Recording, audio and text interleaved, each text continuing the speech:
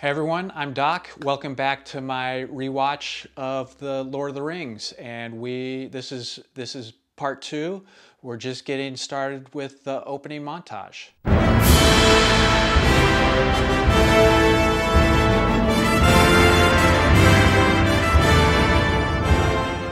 Okay, we are starting at minute 22, near the beginning of the opening montage. I don't remember how long the montage may be half an hour. Who knows? It's too long, however long it is. But we're right at the beginning, and I'm going to be starting in 3, 2, 1, play. So we start with that opening image of the Fellowship. It's kind of appropriate. The dwarves, then the humans.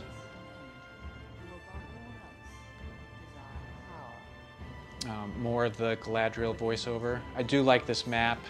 Of course, the map is from Tolkien himself. I do think after watching that movie about, it's Tolkien, right? I'm just going to say Tolkien. That's how I grew up saying it. Don't hate me. Oh.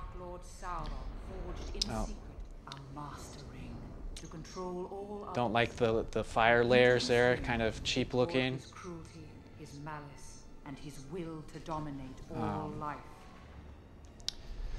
I'm not a fan of this opening montage. I think it's a huge mistake. I'll get into the reasons in a little bit.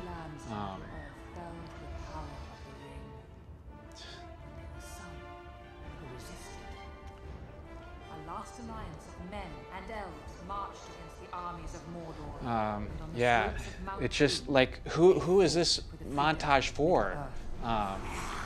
It's not for the people that read the book. It's obviously for the people that didn't read the book, don't know anything about it. But it's not. Why is it necessary for that? There's Elrond.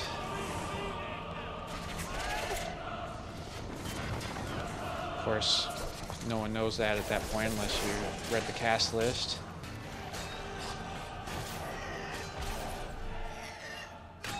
Victory was near. Oh, I love it.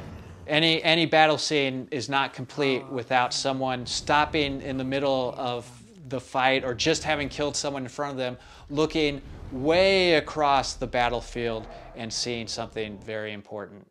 I really want to stop and just talk about this montage and why Jackson may have thought it was necessary and why I disagree. Obviously, it was meant to orient people, the people that aren't familiar with the books, that didn't grow up with them, and so he thought, especially because he didn't start with The Hobbit, that there needs to be something to ground people, to kind of let people know what kind of story they're in.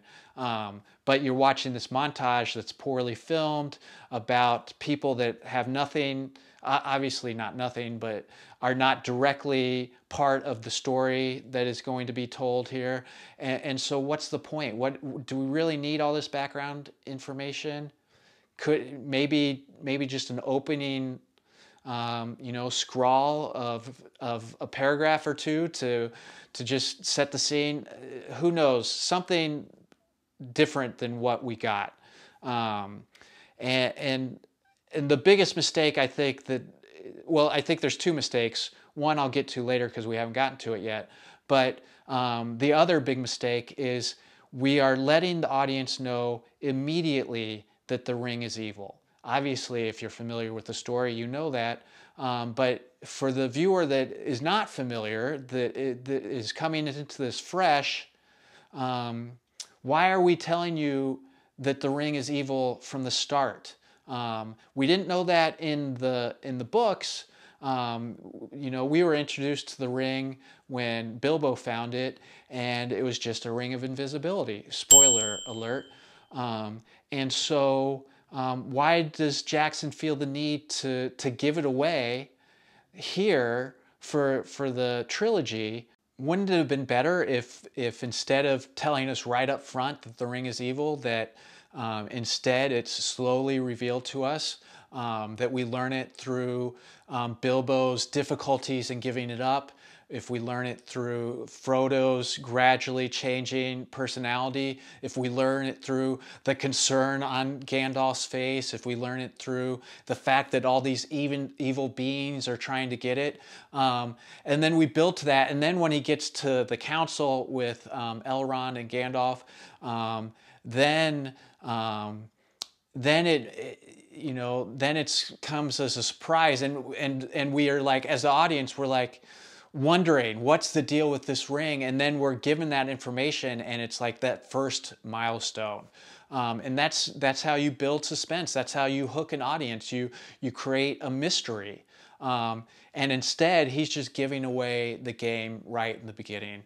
I think it was a poor choice. End of first rant. Let's stop there, and we'll pick up with the montage next time.